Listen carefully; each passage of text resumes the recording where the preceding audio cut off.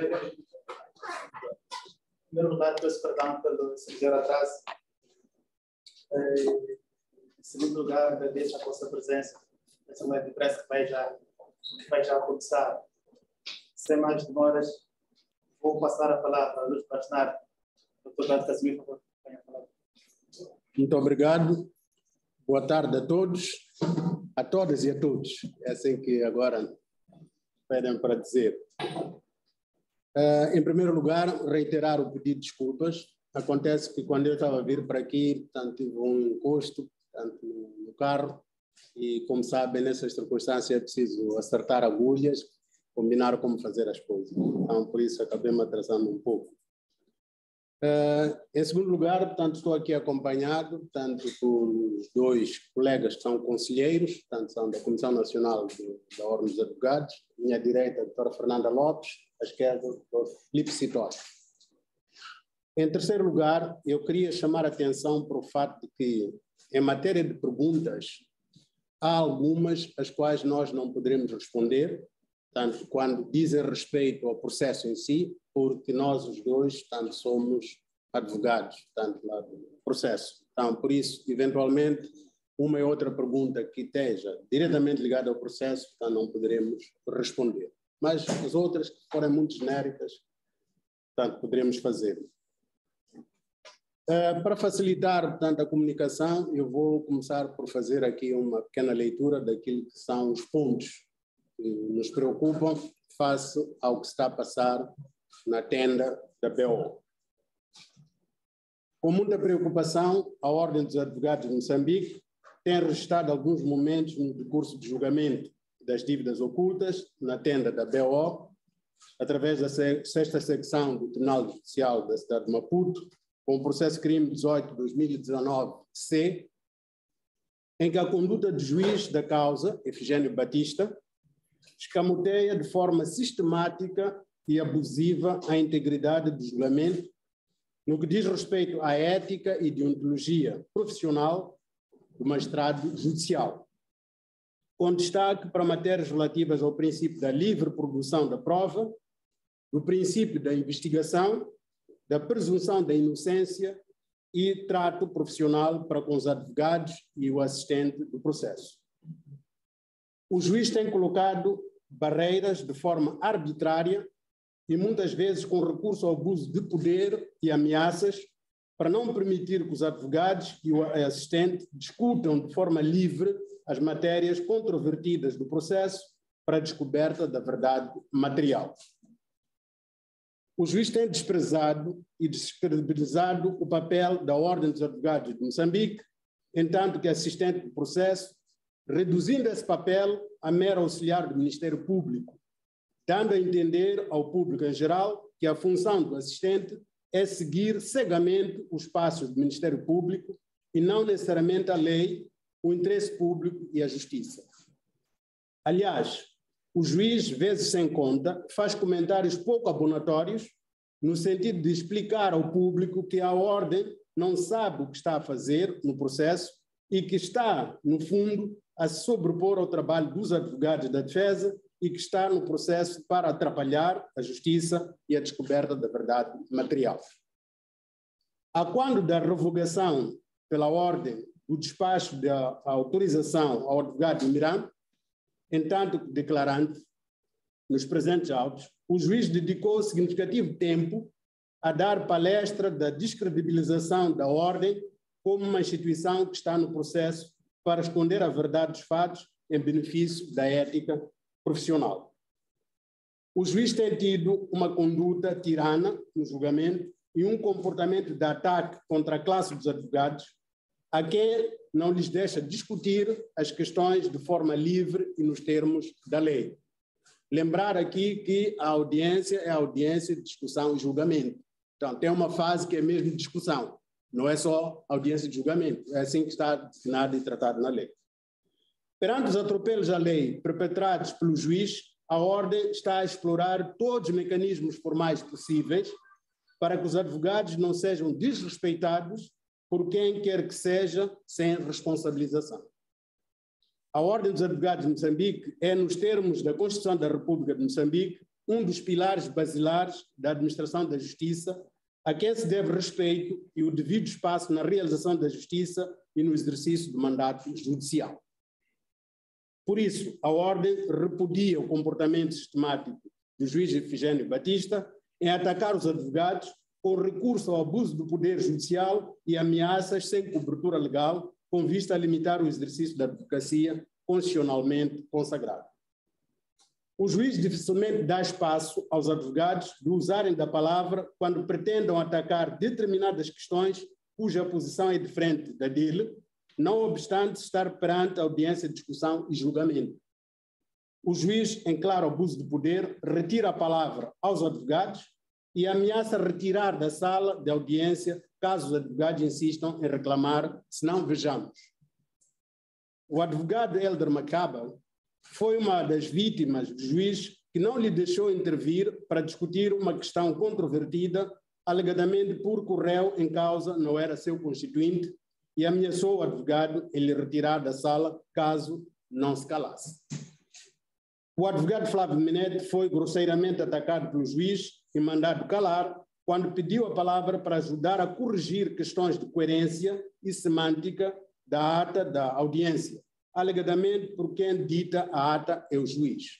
E temos visto vários casos em que não é ele a ditar para a ata.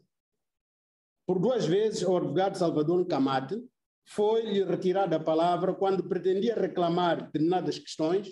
O juiz sequer se permitiu ouvir o conteúdo da reclamação, tendo dito que nos termos da lei a questão controvertida não comunica com a defesa em causa.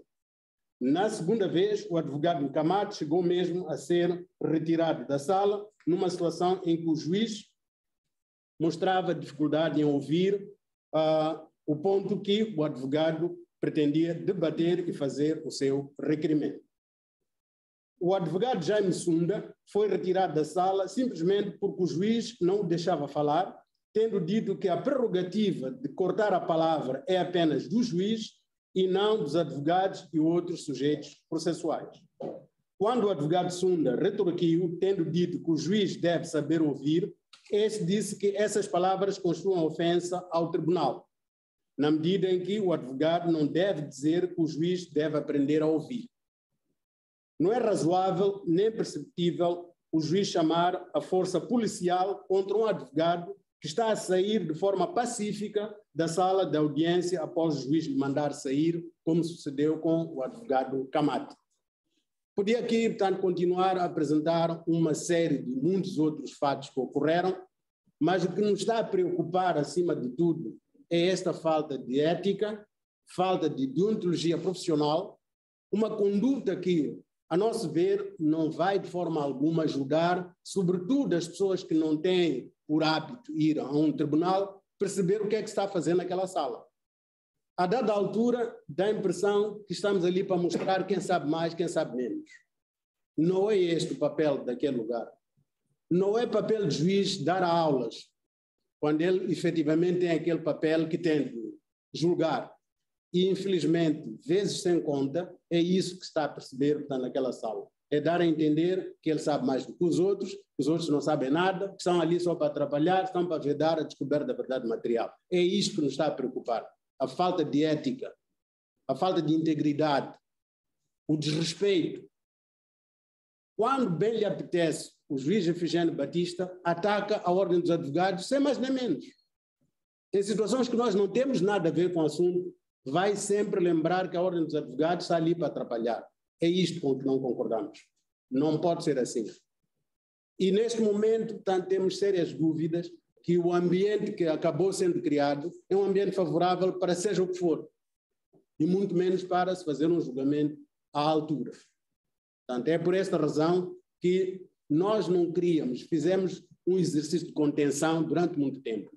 Já devíamos eventualmente ter feito esta conferência antes, e acho que fizemos mal, porque à medida que o tempo foi passando, a situação foi piorando.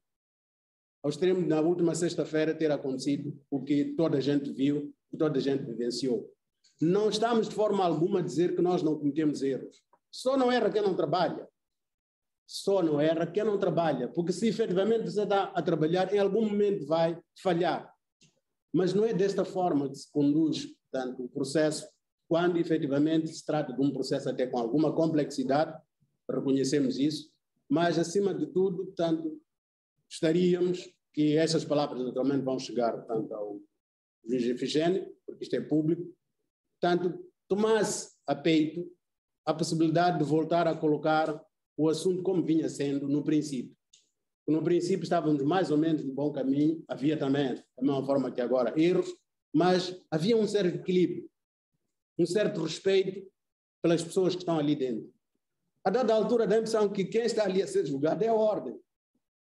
Os réus, portanto, praticamente já não estão ali a fazer nada. Portanto, o réu praticamente parece ser a ordem dos advogados. Isso não está correto. E não faz sentido estar permanentemente a agitar, a provocar, a atacar os advogados. Porque é preciso perceber que os advogados, em termos da Constituição, são parte, portanto, daquilo que é a administração da justiça. Portanto, é isto que nos está, de fato, a preocupar, é isto que fez com que, efetivamente, tivéssemos convidado os senhores para manifestarmos publicamente este nosso protesto, é mesmo um protesto, portanto, pela atuação que não se justifica, portanto, do juiz Efigênio Batista. Muito obrigado. Não sei se os meus colegas querem acrescentar alguma coisa. Tá. Boa tarde. No contexto da STG, disse que a Ordem dos Advogados estava a trabalhar para ver se consegue responder a todas estas questões que considera injustas, para que se volte ao trabalho normal dentro do seu julgamento. Gostava de saber em detalhe como é que isso está a ser feito, estão a ocorrer alguns setores legais e depois, ainda sobre o que acontece da tenda de julgamento, há algumas interpretações que dizem que os advogados, quando perdem argumentos, criam algumas artimanhas para apresentar a postura do juiz como de uma pessoa que é autoritária. Por exemplo, cita-se o último caso, que estamos a falar do advogado Salvador Camacho, que levantou uma questão de o declarante devia ser ouvido ser advogado, que, entretanto, quando foi a vez de falar, não tocou em questões ligadas à sua pessoa como advogado, mas como alguém que trabalha numa empresa. E outra interpretação que há é de que a Ordem dos Advogados às vezes foge do seu papel de assistente no julgamento e trabalha mais para controlar os advogados. Então, queria ter aqui o posicionamento do questionário com relação a estes pontos. Obrigado. Fez muitas perguntas, vamos ver se eu me consigo recordar de todas elas. A primeira questão, portanto, queria saber qual vai ser a forma de reação da Ordem, portanto, no âmbito do processo, portanto, vai ser, portanto, feito processualmente. É evidente que agora, portanto, não vamos adiantar, portanto, em que molde isso vai ser feito, mas vai ser uma reação, portanto, no âmbito do próprio processo. A segunda questão tem a ver, salvo erro, com a questão de saber se nós temos tido um papel de controlar os advogados ou de querer, de alguma forma, portanto, determinar a forma como estes devem agir no processo.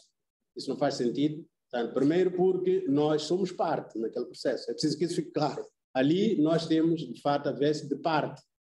Como assistente, somos parte do processo. E estamos, por acaso, até do lado da acusação.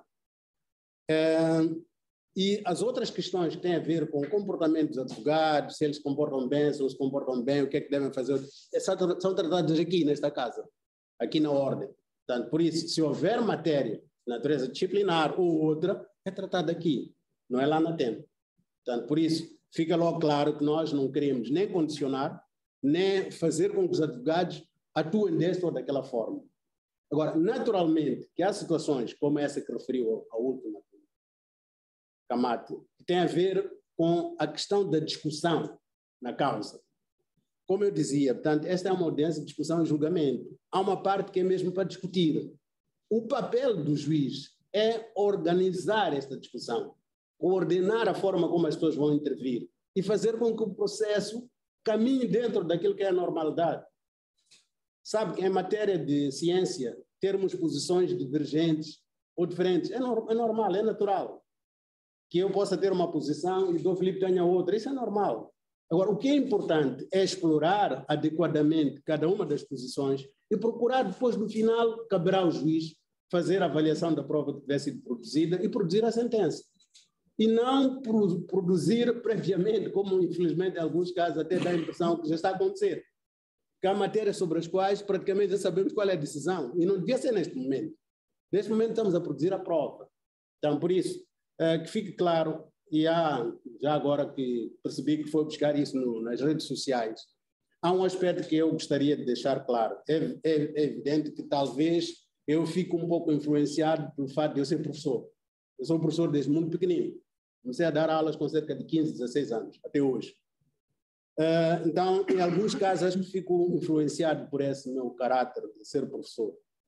Se tu vais dar uma aula e há um estudante que aparece com uma opinião diferente da do professor, você não pode imediatamente atacar o estudante porque está a apresentar uma opção diferente da sua. Não é ser bom professor isso. É deixar ele expor a posição dele e se houver outras posições, ouvir as outras posições. Depois, no fim, vai-se ter a conclusão. É isso que está a faltar ali na tenda. Então, não pode haver da parte do juiz, que infelizmente muitas vezes ele nem se diz juiz, ele diz que é o tribunal. Ele não é tribunal nenhum. Ele é o juiz da causa. Porque o tribunal somos nós todos, os sujeitos processuais que estamos ali. Então, é preciso que, de fato, fique claro isto. E o que eu disse também, por causa das redes sociais, já agora estou a tentar ir ao encontro da sua questão, o que disse o Camacho, enfim, foi que ele pretendia apresentar um requerimento. E daí não se percebe porque que a seguir o juiz diz ou você apresenta ou então vai ter que sair se você não apresentar. Porque o enquadramento não é proibido. Ele próprio faz enquadramentos. O próprio juiz, quando está para apresentar as suas questões, faz enquadramentos. Então, quando o Camacho está a fazer um enquadramento, pá, imediatamente diz, eu vou te mandar sair. Então ele disse, pá, à vontade, posso sair. Depois a seguir diz, vou mandar chamar a polícia. Para quê? Se a pessoa está a sair voluntariamente, o que é que quer mandar chamar a polícia? Então, isto é para mostrar que, no fundo, o que se pretende ali é ameaçar. É criar um ambiente de medo. E isso não é correto. Boa tarde, eu sou Eduardo Bradinho. Esta questão parece que começou a discussão toda quando o declarante de Irã foi ouvido. Entretanto, existia ali alguns procedimentos que foram observados entre ele e a ordem. E, entretanto, a partir daí, começou a se notar que a ordem já estava a despir do papel de defensor, não é, da busca da verdade, no que diz respeito a este processo, e a defender os declarantes, entretanto, que são advogados. A ordem, nesta posição, terá sentido que houve aqui alguma, ou foi ameaçado no exercício da sua função de tribunal? Não sei se terá sido beliscado, não é? Ao se iniciar o processo de audição de declarantes, sobretudo advogado, tem que falar de outros aspectos que, se calhar, a ordem entende que podia ser em segredo. Deixa-me ver se eu consigo perceber a sua pergunta e tentar ir ao encontro daquilo que seria a resposta. O que, no fundo, está a perguntar é se a ordem, em algum momento, se sentiu desconfortável face à forma como o Imiran tanto prestou as suas declarações. Para lhe ser sincero, sim. Sim, sentimos-nos, de alguma forma, como classe, preocupados, acima de tudo, se calhar o termo é mesmo, preocupados. Por quê? Porque há determinadas matérias que o senhor, por exemplo, se me confiar essas matérias na qualidade de seu advogado, eu, em princípio, não posso divulgar isso. Isso não precisa de ser escrito. É uma coisa básica que você aprende na deontologia profissional. E nós temos isso. Na nossa formação temos isso. Então, há coisas que, em virtude de ter tomado conhecimento no exercício da profissão, você não pode vir divulgar, sob pena de estar a delitar, portanto, ao seu, portanto, constituinte. E isso é mau. E, infelizmente, o que aconteceu naquele caso em concreto é que ele, depois de ter pedido, podemos dar mão à palmatória, se calhar não devíamos ter autorizado, mas também não íamos adivinhar o que é que ele pretendia fazer quando ele pediu a escusa. Eventualmente, se tivéssemos adivinhado, não teríamos concedido. Porque foi até tratado de questões de pessoas que não eram constituintes dele. E, lamentavelmente, em relação a isso, o juiz, uma vez mais, foi longe demais. Ele até quer ser, qual é o termo que usou? Testemunha. Parece que é esse, testemunha do Imiran. Testemunhar o quê? Quer testemunhar o quê? Isto para ver que em algum momento, tanto ele extrapola aquilo que é normal. Isso não é próprio de um juiz. E estamos a falar de um processo disciplinar contra um advogado que vai ser aberto pelo Conselho Jurisdicional. Alguma vez eu posso ir testemunhar lá no processo contra um juiz no Conselho Superior da Magistratura. Isso não faz sentido. E, sobretudo, testemunhar o quê? O que é que ele quer testemunhar? E, inclusive, até falou de um senhor Sarama, que também podia testemunhar. O que é que o Sarama vai testemunhar? Portanto, isto vê-se perfeitamente que, em algum momento, portanto, ele perde o norte da questão. Ele vai longe demais.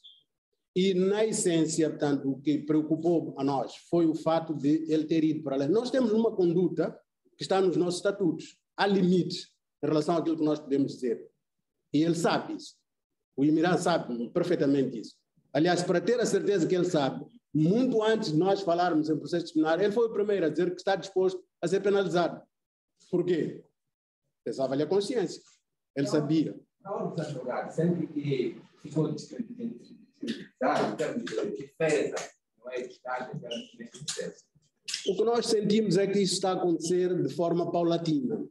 Portanto, vai havendo essa tendência de mostrar que a Ordem dos Advogados não está a exercer o seu papel, que a Ordem dos Advogados está mais para atrapalhar do que para ajudar a descobrir a verdade material. Isso é um esforço que está na boca do dia a dia do próprio juiz. Se nós estivéssemos a falar de coisas que ele não disse, fosse a nossa leitura, era diferente. Mas o senhor está a assistir, portanto, às sessões, já ouviu várias vezes, até sem motivo, ela chamar a Ordem dos Advogados para o barulho. Por quê? Isso não faz sentido. É mesmo uma cidade um pouco pesada. Eu quero perceber que ele encontro da questão do legamento, quando questionava se eu penso saber de forma se a ordem, já estou um outro processo como esse, que o lugar onde os advogados devem ser sancionados é bem claro. Quer saber, para além do primeiro advogado, nós sabemos que tem um patente para existe um outro neste julgamento que pode ser sancionado por uma conduta que não vai ter como avançar a forma de ser estável. Para ser sincero, não estou a ver de quem é que está concretamente a falar. Agora, podemos ter dito que, no caso de haver uma situação em que alguém, portanto, se porta mal, sim, nós temos, portanto, uma comissão de defesa das prerrogativas do advogado que está atenta, portanto, acompanha esse processo no dia a dia, e se houver matéria, eles fazem participação ao Conselho Jurisdicional e este toma as medidas adequadas. Já fez uma isso ou até então não? Neste momento, nem lhe posso dizer que há ou que não há, porque efetivamente, se há alguma coisa nesse sentido, segue os canais próprios, nem passa pelo bastonário. O bastonário só vem a saber a decisão final. Sim, eu gostaria de saber como é que fica a situação do garante que foi ouvido, mesmo sendo advogado e quando esperava a autorização por parte da ordem. Aí, mais uma vez, portanto, acho que há que é de verdade e de não verdade. Portanto, o que aconteceu foi que o próprio Dr. Fanuel, quando é convidado para ir, portanto, declarar, prestar declarações lá na tenda, informou à ordem que ele estava a ser, portanto, conduzido para lá e que pediu escusa perante o tribunal em relação a ele ser ouvido como declarante. E, naturalmente, o juiz produziu o despacho em relação a esta matéria, dizendo que, em virtude da matéria sobre a qual ele ia ser ouvido, não fazia sentido ele fazer esse pedido de escusa.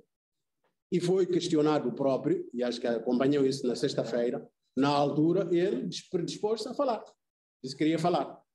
Portanto, por isso, não há aqui nenhuma interferência nossa no sentido de impedir que ele fale.